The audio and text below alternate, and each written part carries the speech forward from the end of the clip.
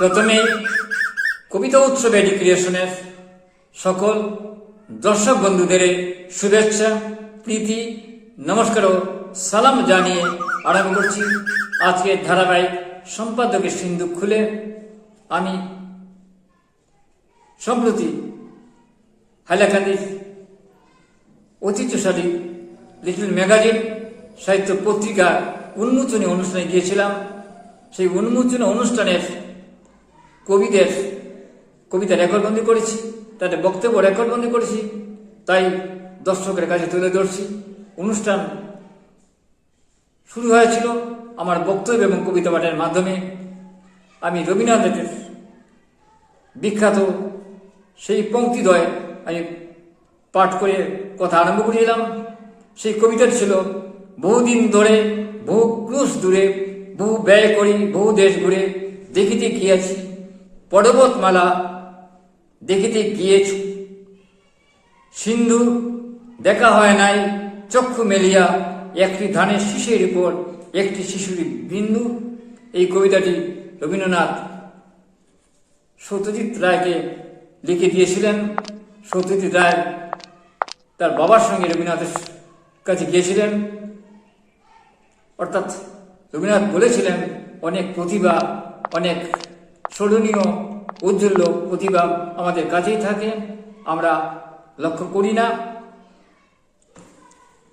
আমরা অবহেলা করি।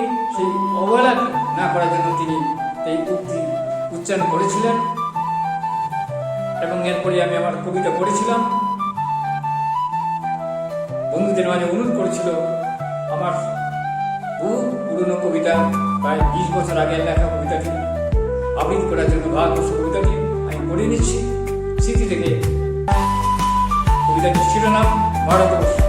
স্টেশন ভাঙে অন্ধকারে, স্টেশন কেন ফাঁকা, কোথায় গেল গড় গেরস্তি, স্বপ্ন ছবি আঁকা, চোরাচরে কেবল এখন ফুরিয়ে যায় ধ্বনি, দেরাজ ভাঙার শব্দ কেন সারা বেলা শুনি, ঘুম পাড়ানি গানের চেষ্টা এখন চরাচরে, অন্ধকারে কলেজ তারা কেবল দেখি জোরে, চারিদিকে যত গৃহের আগুন শিকার শেষ, হাওয়ায় এখন ছড়িয়ে যায় অনেক সাপের বিষ। আমি সেই অনুষ্ঠানে আরেকটি কবিতা পড়েছিলাম। আমার সম্প্রতি প্রকাশিত গ্রন্থ আজ আমাদের উৎসব গ্রন্থ থেকে সেই কবিতাটি পড়ে নিচ্ছি। কবিতার শিরোনাম আজ আমাদের উৎসব। এই মুহূর্তে কোনো দুঃখ নেই, আমি সকল আনন্দ ভাগ করে দেব বন্ধুদের, প্রিয়জনদের। হৃদয়ের ঝুলা ভরে রয়েছে উড্ডিন পাখির কিচির মিচির গান, সেই গানে বাসছি সকাল থেকে। যেমনি বৃষ্টি নামলে হাসতে থাকে চাষা, যেমনি খেলতে থাকে সমুদ্রে অনন্ত ঢেউয়ে মাছেরা, নয় বলতে পারো সেই রকম আনন্দে আহ্লাদিত আমি। এই মুহূর্তে আমার কোনো দুঃখ নেই, মেঘেদের ছুটি দেব, আজ আমাদের উৎসব। কেউ বিষাদে কোথাও কখনো থাকতে পারবে না, কালো অপায় অসুচি বলে কেউ তাড়াতে পারবে না। আজ কোনো ভেদভাব নেই, দ্বন্দ্ব নেই, সংঘাত ছিঁড়ে ফেলেছি খুলাম কুচির মতন, ঈশ্বর সমস্ত নখ উপড়ে ফেলেছি, গায়ে জড়িয়ে নিয়েছি ঈশ্বর দেওয়া প্রেমের আলোয়ান। আজ উৎসব, উৎসব আমাদের, মুখ গোমড়ে কখনো আর নয়, দুঃখগুলো পা দিয়ে মারিয়ে ঈশ্বরের প্রার্থনায় আশীর্বাদ নিতে রাস্তা দাঁড়িয়ে রয়েছি আমরা। এখন কেবল আনন্দ, কেবল নদীর মতন ছুটাছুটি, ঘুরে সোনালি রং মেখেছি প্রত্যেকে, তাই সবার রঙিন বুকে দেখে যাচ্ছে দুয়েল কোয়েল কুহু কুহু, ফুলগুলো আপন খেয়ালে হেসে যাচ্ছে, মাঝি দেখে বলছে আসছি আসছি গো। সময়ের পাড়ে পাড়ে ঢেউ ভেঙে যাচ্ছে, কাল থেকে কালান্তরে আমি দাঁড়িয়ে রয়েছি সেই সকালে রোদ ধরে। যেমনি দান করতে দাঁড়ায় পুণ্যার্থীর লোকেরা, একেবারে সেই রকম বলতে পারো। সারাত্রি আকাশ ভেঙে বৃষ্টি হয়েছে অনেক, গাছগুলো স্থান ছেড়ে দাঁড়িয়ে আমার পাশে। আজ প্রকৃতির সঙ্গে মানুষের অনন্ত স্বপ্নের সঙ্গে জীবনের উচ্ছল গতির সঙ্গে মহাবলে জড়িয়ে কুলাকুলি। চাঁদ এক ফাঁকে রেখে গেছে, যেমনি আমার মা দেখে যেতেন কাজের ফাঁকে, ঠিক সেই রকম বলতে পারো। আজ উৎসব।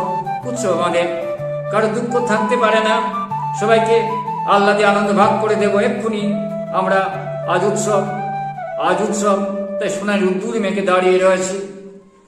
সাহিত্য পত্রিকা আমাদের নিরন্তর প্রেরণা যোগায় এবং সাহিত্য পত্রিকা গোষ্ঠীর সঙ্গে আমি সম্পৃক্ত রয়েছি সেই সাহিত্য চর্চার হামাগুড়িটার দেওয়ার বয়স থেকেই। তাই তাদের কাছে আমি আমার কৃতজ্ঞতা স্বীকার করছি। তাহলে চলতে থাকুক আজকের সম্পাদকের সিন্ধু খুলে অনুষ্ঠান। উন্মোচন অনুষ্ঠানে রয়েছেন এখানে বিদ্বজন এবং কবিরা, এখন পড়ছেন দিব্যেন্দু ভট্টাচার্যের কবিতা আমরা শুনবো। আমার কাছে রয়েছেন তারা, আপনারা দেখতে পাচ্ছেন। আজ সাহিত্য 166তম সংখ্যা উন্মোচিত হয়েছে আমাদের সাহিত্য অফিসে।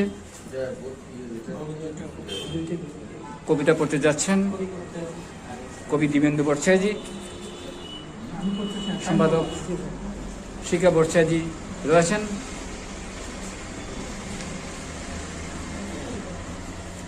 দিব্যেন্দুর কবিতাগুলো আমি করছি। নটি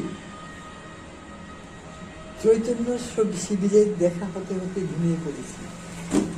হিন্দি সিনেমার মতো নায়িকার হিলিবিলি কোমর দুলিয়ে আসা নাকি আবির্ভাব বিনোদিনী, অথচ সেই যে ওপেরায় তোমার চরিত্রে মানে নাম ভূমিকায় মোটামুটি শরীরী নায়িকা ছিল, হেলে দুলে প্ল্যাটফর্ম নাড়িয়ে মারিয়ে গান গেয়েছিল বেশ। আজ চৈতন্য শিবিরে দেখা হতে হতে ঘুমিয়ে পড়েছি। এই হাত এনেছে শিউলি চারা, যে হাতে সড়কি চলে, যে হাতে লাঙল আর পুরুলের শোভা। শুকে দেখো এই হাতে আসছে জালের গন্ধ, গাভী শরীরের গান তাও পেতে পারে, যেখানে নারী থেকে উঠে আসে সুতো জটা জাল। এই হাতে কাস্তে হাতুড়ির ছবি নয়, কড়া পড়ে যায়। আর এই হাত যতনে দিবিজানের নাচ ছবি আড়ালে পড়ায়।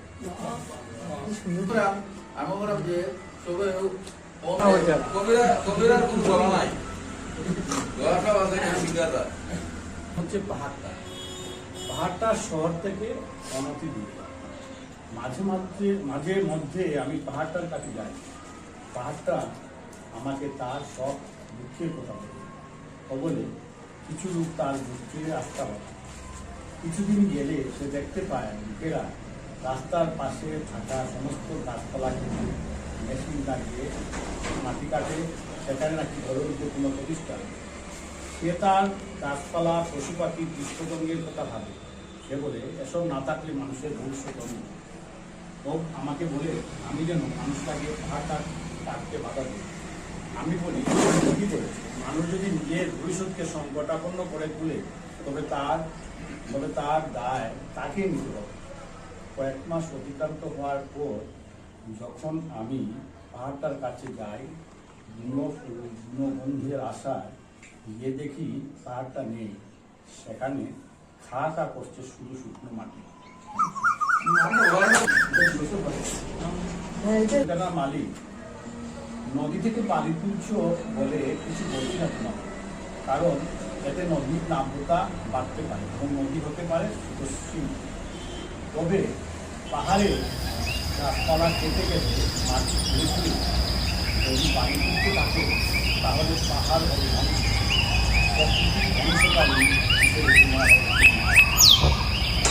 মানে কৈশোর থেকে আপনাদের শর্মিলাও আমার সঙ্গে একই মত হয়তো, যে আমরা কৈশোর থেকে সাহিত্য পড়িয়ে আসছি। সাহিত্য সম্পর্কে আমরা একটা আলাদা সম্ভ্রম আছে। মানে ঠাকুর করে গেলে যেরকম আমরা দুর্গা যায়, সবসময় ডাইনোসরের করে খাওয়া যাওয়া হয়। অনেক ইউটিউব ম্যাগাজিন আছে, এখানে এখন একে লাইভও করে, এই কথাটা আমি লাইভেই করলাম যে অনেক ইউটিউব ম্যাগাজিন আছে।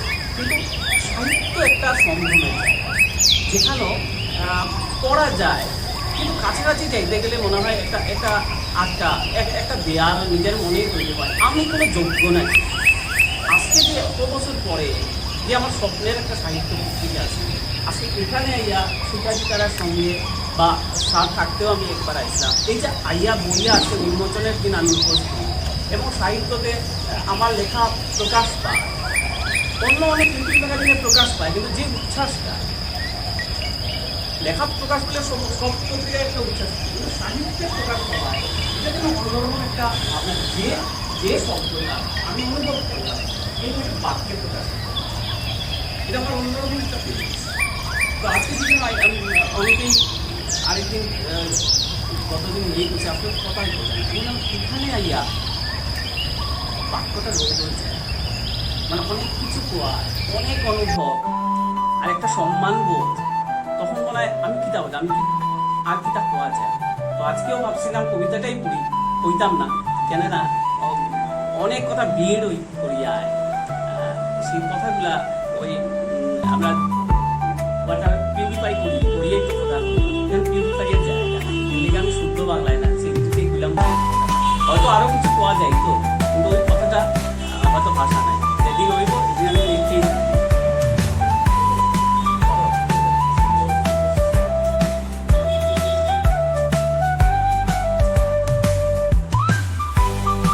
এই কবিতাটা অনেকদিন আগে লিখছি, কবিতা তারা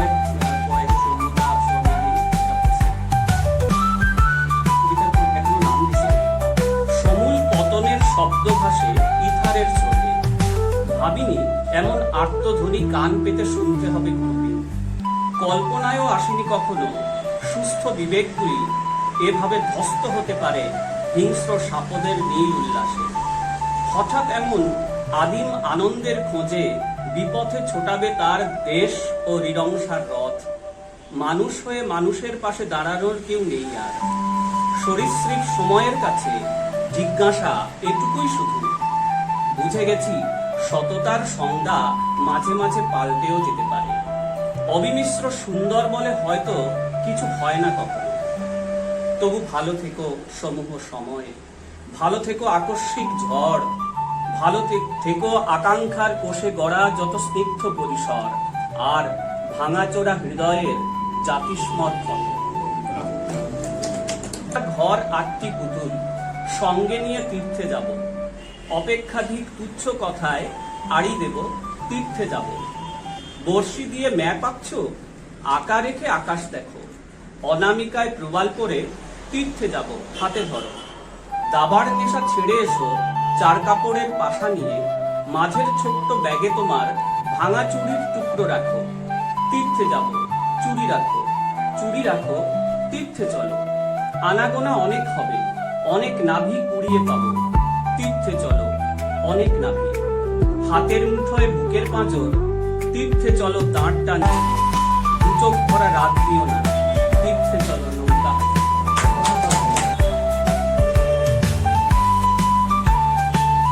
কাজরি সে গেয়েছিল কিনা জানি না, তবে মল্লারে রাত জাগা শেষে বৃষ্টি থেমেছিল বীজ লয়ে।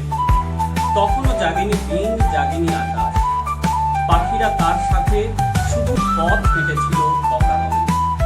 ফুলের সাজি ভরা সূর্য রঙা ভোর, আঁকশির গায়ে আঁকা রাতের প্রহর।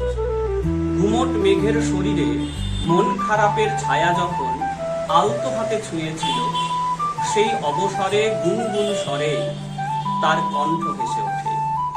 ভোরের বাতাসেও একই সাথে কোমল ভৈরবী বাজে, নাকি বেজেছিল আজানের সুরে শুদ্ধ আশাবরী।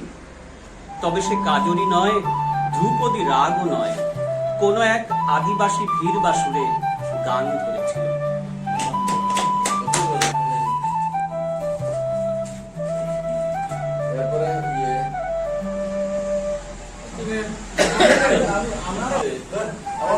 কবিতা নিয়ে বলতে গেলে একটা কথা মানে আমাকে সবসময় বলতে হয়, এই যে এই জায়গাটা যেটা আমি এই মুহূর্তে আপনাদের সঙ্গে একই সঙ্গে আছি, এই জায়গাটা আমার হচ্ছে আমি এমনিতে ওই যে কোনো ধরনের মন্দির টন্দির এগুলোতে বিশ্বাস আমার নেই, ছোট সময় থেকেই নেই, কিন্তু এই ঘরটাকে আমার অনেকটা মন্দিরের মতো মনে হয়। কেন? আমি বিশ্বাস করি যে আমি যখন খুব একটা মানে স্ট্রাগল পজিশনে ছিলাম, অ্যাকচুয়ালি আমার লেখা শুরু হয়েছিল কিন্তু আমার ছোট সময়, যখন আমি ম্যাট্রিক পাস করেছি তারপর কলকাতায় আমার লেখা বেরোচ্ছিল, কিন্তু একটা দিন একটা ঘটনা ঘটে, আমি একটা লেখা দিয়েছিলাম, ওইটা প্রসাদ ছিল। তখন প্রসাদের যে ইয়ে ছিলেন কর্ণধার, তিনি আমাকে একটা চিঠি দিয়ে পাঠিয়ে আমাকে বলেছিলেন যে আমি কলকাতার, আমি আপনার অনেকগুলো লেখা তো ছাপিয়েছি, কিন্তু গল্প ছিল সেটা। কিন্তু আপনার যে লেখা, আমি আগে তো আমার কলকাতার, আমি জিজ্ঞেস করেছিলাম কবে আপনারা আমার একটা ইয়ে করবেন, পাবলিশ করবেন। ওরা জানিয়েছিল যে আমি যে আমার লেখা, কলকাতার মানুষগুলোর লেখা আগে দেব না, আমি যে তোমাকে আগে ইয়ে করবো। এই কথাটা শোনার পর থেকে আমার মানে আমি just at that moment I have stopped all writing, সম্পূর্ণ বন্ধ করে দিয়েছিলাম।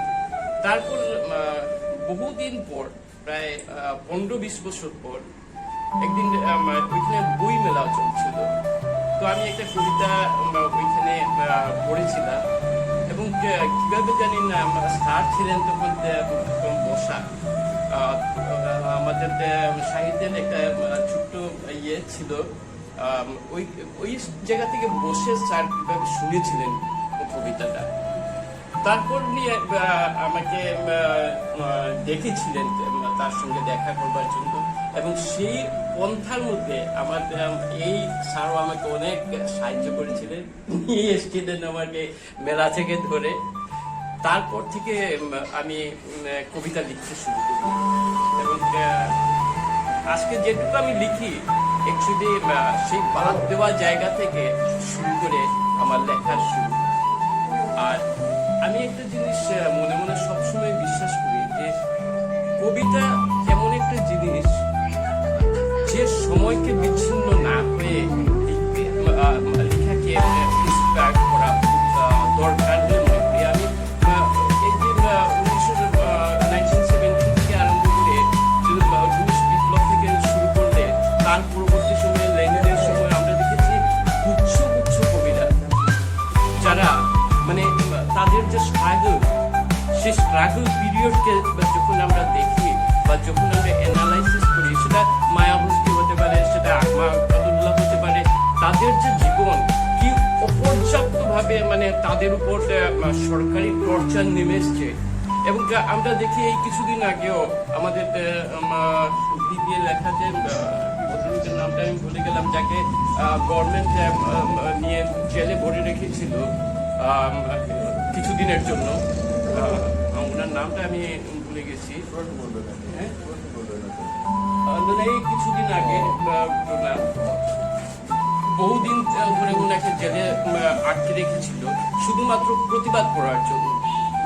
এই যে ঘটনাগুলো, এই ঘটনাগুলো আমি মনে করি যে আমাদের যতটুকু দায় এই প্রকৃতি নিয়ে, এই আকাশ নিয়ে, এই বাতাস নিয়ে, ঠিক একইভাবে এই সমস্ত কিছু আছে, মানুষ আছে বলে।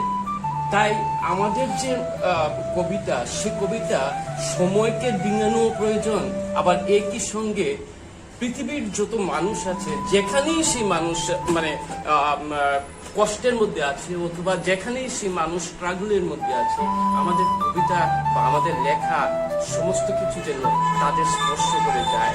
আমি সেই বিশ্বাস থেকে আমার সব সময়ই আমি যেটুকু লিখি চেষ্টা করি লিখবার, বা যতটুকু লিখি ওই বিশ্বাসের উপর মানে দাঁড়িয়েই আমি দেখবার চেষ্টা করি। তো সেইরকমই দুটো কবিতা আমি আপনাদের শোনাই। কবিতা উৎসবে এডি ক্রিয়েশন আপনারা দেখতে পাচ্ছেন। এই বই নিয়ে কত প্রশ্ন। এক, বাইকুনিয়ার আকাশে একটি ধবধবে সাবাকুর উত্তর তার দিন শুরু করার জন্য মৃত্যুর যে স্থির লক্ষ্য নিয়ে এগিয়ে চলেছে খাদ্যের শরীর। ঠান্ডা জলের ফুটা তার ঠোঁট থেকে গড়িয়ে পড়ছে অলস শামুকের বুকে। একটি দ্রুম তার শব্দের হিংস্রতায় ভেঙে চলেছে শহরের নীরবতা। এখানে মানুষ মারা যায় এবং জন্ম নেয়, কিন্তু মাতৃগর্ভে থাকাকালীন মৃত্যু হয়ে তাদের তাড়া করে। 2, পৃথিবীর আর কোন দেশে মৃত্যুকে নিয়ে এমন কৌতূহল কি সম্ভব? মধ্যপ্রাচ্যের রাফা শহরে এখন সব কিছু সম্ভব। ক্ষেপণাস্ত্রের তীব্র আঘাতে ভেঙে পড়া ঘর বাড়ির নিচে আমাদের ক্ষতবিক্ষত শরীর, বিকৃত ও পাকানো, বুলেট বা শার্পনেল দিয়ে এমব্রয়ডারি করা। কখনো কখনো আমাদের ছবি সেটে রাখা হয় রাস্তার পাশে ভাঙা দেওয়ালের গায়ে, বিবর্ণ এবং ফ্যাকাশে। কখনো কখনো আমাদের সমাধির শিলালিপি অদৃশ্য হয়ে যায় নভোশ্চর পাখিদের বিটের তলায়। শুধু আমরা পড়ে থাকি শতাব্দীর রৌদ্র উজ্জ্বল আকাশের নিচে। নেক্সট, পরিচয়পত্র। জেরুজালেমের পবিত্র কাঠামোর একটি শাশ্বত অংশকে ঘিরে ছবির শহরে হেব্রন, আমার দিনান্তের শেষ বৈঠকখানা, যেখানে থেকে আমি নামহীন উদাস রাস্তাগুলো পড়ে থাকতে দেখি মর্টারে বিদ্ধ কোন শহীদের নামের অপেক্ষায়। এখানে দিশাহারা ভয়ে স্কুলগুলো বন্ধ হয়ে থাকে, বাচ্চাগুলো নামতা শিখে কতটা ঘর ঘুমায় ধ্বংস হয়ে গেছে গুনে গুনে, এবং কতটা লাশ পড়েছে গত 7 দিনে। এখানে ভুবা প্রজন্ম শুধু পরিচয়পত্র খুঁজে বেড়ায় অন্ধকার দিনে আলোয়। ছড়ার কাজ অনেক কবিতা তুমি ছড়া করতে পারো, বহু ছড়া আছে। সুন্দর কাজ, খুব ভালো খুব ভালো ছড়া অনেকে লিখতে পারে না, তোমার ছড়া ঠিক ছড়াই যাবে।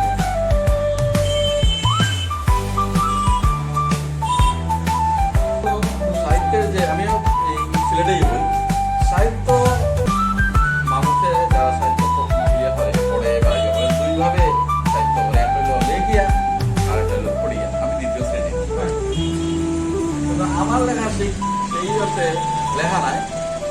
আমি কোনো কোনো সময় আমার মানে এটা কাইন্ড অফ ফার্স্ট টাইম আমি লেখি, এটা কোনো সাফানিও ব্যাপার না, আমি নিজে এটা আনন্দ পাই। তো এটাই আমার মানে সাহিত্য পড়া, যদি দিলে পড়া। আর সাহিত্য একটা ওয়ে অফ লাইফ, একদম ছোটবেলা থেকে সাহিত্য মানে পড়ি হয়ে যান, পড়তে পড়তে পড়তে পড়তে ছড়া মুখ্যত আমার কাছে এটা এক ধরনের মানে নিজের ইয়ে ছোটবেলারে নিজের কাছে ইয়ে করিয়া রাখা, ফালিয়া রাখার মতো ছড়ার মাধ্যমে আমি আমার ছোটবেলায় খুঁজে পাই। আর এটা আমার ভালো লাগে। সাহিত্য কিতাব লাগে আমি করি, আমার কোনো সেই মিশন নাই যে মানে একটা মহান সাহিত্য। আমি যেটা আনন্দ পাই সাহিত্যের মধ্যে আমি আনন্দই খুঁজি, এবং আনন্দ যেটাই পাই ওটাই আমি করি আর কি। তো সাহিত্য আমার কাছে এরকমই একটা আনন্দের।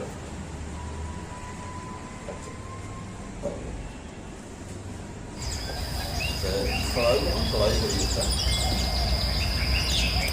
কবিরা কবি, কবিরা কবি আত্মশৈলী বলার মতো নিয়ে শব্দ দিয়ে বাক্য দিয়ে ছবির কাগজে তাকিয়ে দেয় আকাশে মেঘ, কষ্টের রোগ, মাঠে গায়ে হাতে পায়ে আল্লাহ প্রতিষ্ঠিত ছাত্রীতে পা বিষণ্ণতায় মন ছুঁয়ে দেয় কারণ জানে। এমনি করে হর বছরে হারিয়ে যায় দিন চলার খবর হলে অস্তের সঙ্গে প্রাণের কথা ঘর কবিতায় হয়ে থাকে সাময় কবি কবি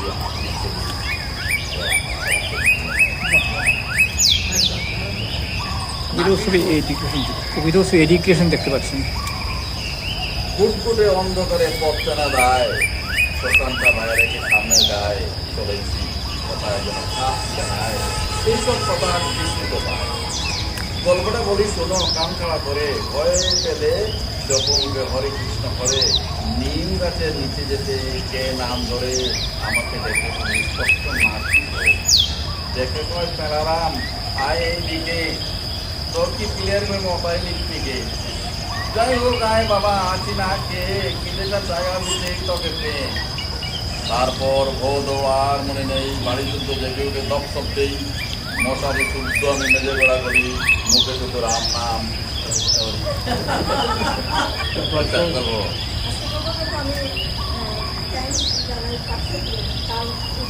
আমারও জানাবি অবশ্যই তোমারে মানে ঠিকই রূপবাদী যে কথাটা কইছে, মানে কোনোদিন আয়া সাহিত্য উন্মোচনে থাকবো, এটা একটা বিরাট ব্যাপার। আমরা ছোটবেলা যখন দেশ পত্রিকা মানে হাতে লইলে তারাটা বলে, আমরা এই অঞ্চলে সাহিত্যের অন্যতম সময় ভাবতে পারছি না কোনোদিন আজকে একটা বিশেষ দিন। আমি একটা ছোট কবিতার সময়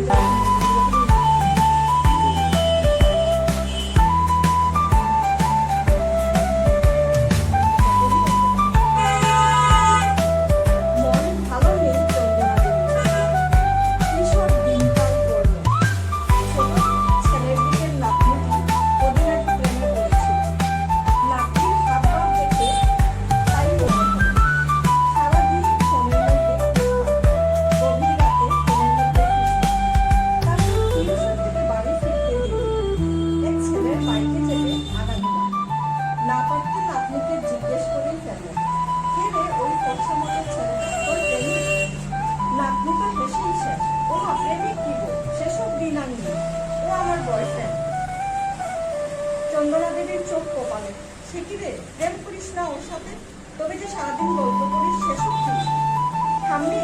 এখন কেউ প্রেম করে না, বাট ওর সাথে রিলেশনে আছে। ভালো করে ব্যাপারটা বোঝার জন্য আবার বললেন, ভালোবাসিস ওকে? লাভ? হ্যাঁ। এই কোন ভালোবাসা যাতে প্রেম নেই? বোধগম্য হলো না চন্দনার। পরের সপ্তাহে হঠাৎ করে ফোন থাকাটাকে বন্ধ রিয়া জিজ্ঞেস করে জানলেন ব্রেকআপ হয়েছে। ব্রেকআপ মানে বুঝে ফিল্মি খেলেন তিনি। নাতি দিব্যি খাচ্ছে যাচ্ছে ঘুমোচ্ছে, যেন কিছুই হয়নি। নিজের প্রথম প্রেমের কথা মনে পড়ল তার। কত যে কেঁদেছিলেন রাতের পর রাত। আজও বুকের ভিতর চিনচিনে ব্যথা সেই ব্যর্থ প্রেমের জন্য। আর এই মেয়ে তো দিব্যি আছে। সারাটা দিন ভেবে ভেবে অস্থির হয়ে গেলেন চন্দনা। তবে কি প্রেম ভালোবাসা বলে আর কিছুই নেই? এ কি দিনকাল পড়লো, ব্রেকআপের পরেই মুভ অন। মনটা খারাপ হয়ে গেল চন্দনা দেবীর। রাত্রে বাথরুমে যাবেন বলে উঠেছেন, নাতিন ঘরের লাইট জ্বলছে। চাপা একটা আওয়াজ শুনতে পেলেন। পা টিপে টিপে দরজা সামান্য ফাঁক করে দেখলেন বিছানার উপর উপুর হয়ে শুয়ে কাঁদছে রিয়া। ঠিক সেরকম যেরকম তিনি কেঁদেছিলেন সেই ছাড়াছাড়ি হওয়ার রাখি। ও তাহলে সবার অলক্ষ্যে মেয়েটা নিজের প্রেমিকের জন্য কাঁদে। স্বস্তির নিঃশ্বাস ফেললেন তিনি। যাক বাবা, লভ মানে যে প্রেমে পড়া সে নাতনি না বুঝলেও তিনি ঠিকই বুঝতে পারবেন। আছে আছে, রিলেশনশিপে প্রেম ভালোবাসা সব আছে এখনো। বাহ। পড়াই বা খানে পড়াই যায়। মুখে দু একটা যারা কথা আগে বলি। লেখা ভালো না, আগে সিটি উড়িয়ে নাই তো জায়গা দিয়া। আজকে কেন আইয়া তো আমার যারা খুব লেখা হয়তো- ভালো লাগেনি, আমি আগেও বহুবার আইছি এখানে। তো সাহিত্য লোকে যে আমার সম্পর্ক এটা বহুদিনের, আজকে প্রায় 3 দশকের। আর আমি কোনোদিন সাহিত্যের সাথে যুক্ত হয়েছি না এইভাবে যে এটা লিটিল ম্যাগাজিন। লিটিল ম্যাগাজিন কিন্তু এটা আমি জানতাম না। আমি তো আমার শৈশব কাটছে শিলংও, এবং শৈশব আছে সাংঘাতিকভাবে আমি চঞ্চল আসলাম, খাসিয়ার লোকে মাইরপিট, পিচ চুরি, প্লাম চুরি এইগুলা লইয়া মা বাবা চিন্তিত আসলাম, এটা পড়াশোনা হইব না। তো যখন ক্লাস 10ও উঠলাম, আর বন্ধুরা লোক খুব মিল আছে, ভাবতাম যে কেউ থেকে আলাদা হইতাম না, সবসময় বন্ধুরা একসঙ্গে থাকবে। কিন্তু মেট্রিক পাসের পরে দেখা গেল যে সবই নানা কলেজে টলেজে গেল গিয়া ইয়ে গেল গিয়া সব বিচ্ছিন্ন। তখন আস্তে আস্তে একটা খুব ভালো বন্ধুর প্রয়োজন দেখা দিল, এবং তখন এই বইয়ের মধ্যে আমি এক বন্ধুরে খুঁজিয়া পাইলাম, যে এই বন্ধুত্ব আজকেও রয়েছে। আর সাহিত্যর লোকে যোগাযোগটা হয়েছে, আমি যে কলেজে পড়তাম ওই কলেজেও সাহিত্যের এক কবি কইলে ভুল, বাংলা সাহিত্যের এক মানে প্রথম সারির কবি উদয়ন ঘোষের লেখতা। উদয়ন ঘোষ ওই কলেজেই চাকরি করতাম, কিন্তু তাকে দেখে কোনো সময় মনে হইতো না যে আমি কবিতা সাহিত্য চর্চা করতে একটু গরুভূমি মানুষ আসলাম মোটা সোটা। হ্যাঁ, তো আমার একজন, আমি কমার্স তো করতাম, তখন আমার একজনে আমার কমার্সের প্রফেসরে কইলা যে তুমি জানো নি এই উদয়ন ঘোষের লেখন? কই লেখন? উদয়ন ঘোষে তো দেখিয়ে বোঝা যায় না, কই লেখন? হ্যাঁ, খুব প্রতিষ্ঠিত কবি, রাইটার। প্রতিষ্ঠিত হলে তো লেখতে পাবো কোনো জায়গাতে, না লিখে তো কেউ প্রতিষ্ঠিত হন না। তখন আমি ওই কলকাতার পত্রিকাগুলো খুব পড়তাম। কলকাতার পত্রিকার সঙ্গে ইংরেজি পত্রিকাগুলোও খুব পড়তাম, ওই টাইমস অফ ইন্ডিয়া টুডে এগুলো পড়তাম। কোনো জায়গায় কিন্তু আর উদয়ন ঘোষের ইয়ে পাই না, কবিতা পাই না, তো লেখন খুব। তখন একবার প্রফেসরের বাড়িতে গেছি টিউশন করতে। আমার মনে আছে বৃষ্টির দিন আছে, আর এরকম বেঞ্চ পাতা, একটা লম্বা ডেস্ক পাতা। আমি 1 ঘন্টা আগে গেছি, মানে বৃষ্টি মানে ওই দিন তাড়াতাড়ি গেছি গিয়া, আর তার খালি এদিকে অ্যাকাউন্টেন্সির বই, ইকোনমিক্সের বই রাখা, আর টেবিলের উপরে এরকম একটা পাতলা পত্রিকা রাখা সাদা রঙের। তখন সাহিত্য মনে প্রচ্ছদ আছে না এরকম। আমি তো ওরকম হঠাৎ দেখি উদয়ন ঘোষের একটা কবিতা, ওতদিন যারা খুঁজলাম প্রফেসর বাড়িতে গিয়ে পাই দিলাম। হ্যাঁ, দেখি বই থেকে বেরিয়েছে পত্রিকা, দেখি সাহিত্য হাইলাকান্দি, সম্পাদক বিজিত কুমার ভট্টাচার্য। এইগুলার যে পত্রিকা হয়, তখন পত্রিকা বলতে আমি দৈনিক বুঝতাম, এইগুলার যে পত্রিকা ম্যাগাজিন বুঝতাম, সিম্পলি ম্যাগাজিন পড়ে যাচ্ছি, এইগুলার পত্রিকা হয়। তো দেখি বিজিত কুমার ভট্টাচার্য, আর আমার মধ্যে একটা আছে সম্পাদক মানে ইয়ং হইব, মানে বিজিত কুমার ভট্টাচার্য বিরাট বড় সম্পাদক, তার একটা অফিস আছে, এরকম সুটের বুটের মানুষ, হ্যাঁ, দেখা করতে যাবো, হ্যাঁ, এরকম চলে। তো আর তো সাহিত্য দেখা একবার পাইছি, এটা ওই 94-95 কথা। তারপরে তো আর দেখা নাই। একবার শিলংয়ের চকলা বুক স্টল গেছি বই কিনতে, কলেজের বই কিনতে। কলেজের বই কিনতে গিয়া দেখি যে দুইটা সাদা রঙের বই উকি মারে। বইগুলো হলো গিয়া আত্মজকে রক্ষা করুন শঙ্করজ্যোতি দেবের আর সুরক্ষিত বন্দিশালা বিজিত কুমার ভট্টাচার্য। আমি বইগুলো দর্শাই দেখেছেন বিজিত কুমার কিতা লেখছেন। আর তখন আমি সময় প্রভাব আছে, সময় প্রভাব পড়তাম, স্থানীয় লেখকদের সম্পর্কে মানে জানার চেষ্টা আছে। বিজিত কুমার ভট্টাচার্য বইটা পড়িয়া আমি তো স্ট্রেঞ্জ, আমাকে এতদিন ধরিয়া লেখালেখি পড়লাম স্থানীয় বিষয় নিয়ে, আসামের বা উত্তর পূর্ব ভারতের বাঙালির সমস্যা নিয়ে আরও অন্যান্য বিষয় নিয়ে এত পরিষ্কারভাবে এত স্বচ্ছ চিন্তাধারা লেখা তো পাইছি না। এই ভদ্রলোকের লোকে আমার দেখা করতো এনি হা। তখন আমি উইন্টার ভ্যাকেশন আমরা চড়াইতাম 1 মাসের আগে 15 দিনের আগে। তখন আমার মনে আছে চড়াইছি আইয়াই ব্যাগটা বাড়িতে রাখি আসি হাইলা খান। তখন একটু দেরি হয়ে গেছে এই সময়ে 94-95 বিজিত ভট্টাচার্যের নাম শোনা আর তার লোকে করা 99 লাস্ট স্টোরি মনে হয়। আইয়া দেখি তাই তখন তারা নাই, তারা ইয়েতে ট্রিটমেন্ট। তখন গিয়ে বুঝলাম যে 99 ট্রিটমেন্টও বাড়ি খালি, চেন্নাই গেছেন তারা। আমি জিজ্ঞেসি কিতা হয়েছে। আমার তো মাথাতে বিজিত কুমার ভট্টাচার্য খুব ইয়ং মানুষ, একদম সম্পাদক যে বুড়া হইতে পারে এই ধারণা আমার না।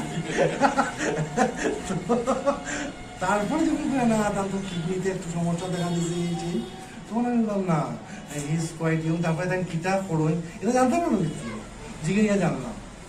তারপরে বিজিত স্যারের লগে প্রথম দেখা হইল আমার ইয়েতে 2005 শিলং প্রথম উত্তর পূর্ব লিটল ম্যাগাজিন মেলাতে। এখানেও সমস্যা আছে। বিজিত বাবুরে দেখে তো আমি স্ট্রেঞ্জ, তার পার্সোনালিটি আছে খুব ক্যারিজমেটিক পার্সোনালিটি, কিন্তু আমি গিয়া খুঁজতে আসলাম সব ইয়ংরা, সব ইয়ং, বয়সে ইয়ং আছে। হ্যাঁ, গিয়া দেখি তাদের টেবিল ওভার তমজিদের একটা বিরাট অবদান, এটা আমি অন রেকর্ডই করলাম। যে তমজিৎ যদি তাদের কাউন্টারও না হইতো সেদিন হয়তো বা সাহিত্য লোক আমার যোগাযোগ হইল না, অত দৃঢ়। তমজিৎকে দেখিয়া তাদের কাউন্টারও গেছি, তার লগে গল্প হয়েছে, তার লগে কিন্তু গল্প হয়েছে না, তারা দূর থেকেই দেখছি। তার বক্তব্য শুনছি, মানে একটা সাংঘাতিক পার্সোনালিটি মানুষ আসলো। তারপরে 2012-তে গিয়া বিজিত বাবুর লগে আমার সরাসরি কথা হয়েছে এবং বিজিত বাবুর আমার যেটা সব থেকে ভালো লাগছে, আমি ব্যক্তিগতভাবে বিশ্বাস করি, আমার লেখালেখি তো আমি বারবার করি, এটা আসলে কথাটা এসে ক্রিকেট খেলার থেকে। ক্রিকেট হিস্টোরিয়ানদের মধ্যে একজন আসলা CRL জেমস, ওয়েস্ট ইন্ডিজের, তাই একটা বই লেখছিল বিয়ন্ড বাউন্ডারিজ। এখানেও লেখছিল what they know of cricket, only cricket no. তারা ক্রিকেট সম্পর্কে কি জানে যারা শুধু ক্রিকেটই জানে। হ্যাঁ, তো এটা আমি সাহিত্যতেও অ্যাপ্লাই করি যে তারা সাহিত্য সম্পর্কে কি জানে যারা শুধু সাহিত্যই জানে। তো পরবর্তী সময়ে বিজিত বাবুর লোকের যখন আমার কথা হইল, আমার প্রত্যেক শনিবারে তার লগে কথা হইল ফোনে, এবং তানরে আমি প্রথম দিকে আমি শুধু সবজি বাজারের কথা, থিয়েটার, পলিটিক্স, ফুটবল, ক্রিকেট এইগুলা জিগাইতাম। পরবর্তী সময়ে গিয়া তার শাক্ত পদাবলী, বৈষ্ণব পদাবলী এইগুলোর থেকেই শুরু হয়েছে। কারণ আমার সবসময় যে মানুষটার এখন যে আমি সব কিছুর মোটামুটি তার একটা স্বচ্ছ ধারণা আছে, ওই আস্তে আস্তে আরও দৃঢ় হইল। তারপরে তো তারা কলিকাতার ফ্ল্যাটও গেলাম, প্রথম কলিকাতার ফ্ল্যাটও গিয়ে তার লোকে দেখা করলাম, তারপরে এখানে আইলাম, এবার বহুবার আইসি। আর আজকে এই যে সাহিত্য উন্মোচনও থাকতে পারি, এটা আমার কাছে একটা বিশেষ মুহূর্ত, আমার জীবনের একটা বিরাট প্রাপ্তি পাওয়া যায়। আর এই পত্রিকাটা আমি খুব করি, মানে খুবই ভালো পাই। হ্যাঁ, ভালোবাসা যেটা অবশ্য সমালোচনা নেই, মানে খুবই ভালো পাই। ভালোবাসাটা আপনি যেটা করলে আপনি নিজের বক্তব্য দেবেন, ভালোবাসা তো খালি নারী পুরুষের ভালোবাসা না, সব কিছু। আজকে জানতে গেলাম আইসি, এটাও একটা ভালোবাসার থেকেই আইসি। হ্যাঁ, তো এটা রাখবো। বিজিত বাবু যে আমার মনে যে ইমপ্রেশনটা রাখিয়া গেছে, তার পত্রিকায় যে রাখছে, এবং কত ভালো সাহিত্যিকরা লেখার সাথে আমরা পরিচয় করিয়া দিয়েছিলাম, এটা সম্ভব হলো নয় যদি সাহিত্য না থাকতো। আমার এই যে প্রাপ্তিটা, এটা আমার জীবনের একটা বিরাট প্রাপ্তি। আমার অনেক দুঃসময়েও সাহিত্যটা আমার অনেকভাবে শক্তি যোগাইছে, তার লেখা, তার কবিতা, এইগুলা। কখনো জুড়াইয়া যায়। আমি লেখা শুরু করছি, আমি লেখক না, ইয়ে সম্বোধার মতো আমরা লেখক হইতে চাইছি না। লেখা শুরু করছি 2012-তে, ওটা রিয়েলাইজ হওয়া একদিন তো বাংলা শিখছিলাম, এটা তো ভুলে যাই না, কোন জায়গাতে তো একটা লিখতাম কিচ্ছু, ওই চিঠি লেখা শুরু করছি। আমি দৈনিকেও চিঠি লিখছি, দৈনিকে সেই জায়গাটা দিতে পারছে না মানে, যে জায়গাটা সাহিত্য আমারে দিছে। তো এটা এটা থাকবো, এটা আমার সাহিত্য আমার কাছে একটা বিশেষ পত্রিকা, ওই আমার বক্তব্য। আমি কবিতা লিখি না, পড়িয়া শুনে গেছিলাম, খুব ভালো। কবিতা উৎসব এইদিকে সঙ্গে দেখতে পাচ্ছেন। সবার জানা জোড়াসাঁকোয় কেন কাদম্বরী, আকাশ খুলে প্রতি বুড়ি সূর্য জেলে দিত, যেখান থেকে অক্ষরেরা শব্দ নিত তুলে, দুই মলাটে বেতর রাখা সেসব পরিমিত। কাদম্বরী মনে আছে, মনে পড়ে কথা, অঙ্গে অঙ্গে কাগজ রেখে কলম দিয়ে যেতেন, গাছের মতো চুপ থেকেছেন অন্য নীরবতায়, রুখে গেছে বপন নিজেই, ফসল ছিল খেতে। এই বিরহ বিষাদ কিন্তু নিজের দোষেই জুটে, জানা ছিল তবুও তিনি মস্ত কলঙ্কিনী, অক্ষর দিয়ে বাঁধে তারি সব ঠাকুরের ঠাকুর, বৃথাই জগৎ হিংসে করে মান করে গৃহিণী। তিলোত্তমার কবি কহে কবি তিলোত্তমা, স্বাধীন কবিরে আমাকে ইঙ্গিত কেন কাব্য রচনা, ছড়াও খুব কথা তুমি বিষাক্ত সমীরে, আমাকে ইঙ্গিত কেন খুব আসনে। সে কথা শুনে সেদিন আশ্চর্য স্বাধীন, কহিল সে অবলারে তিষ্ট হে নারী, তোমার কবিত্ব বৃথা বৃথায় আসি, নিজেকে সংযত করো লিখো এইবারে।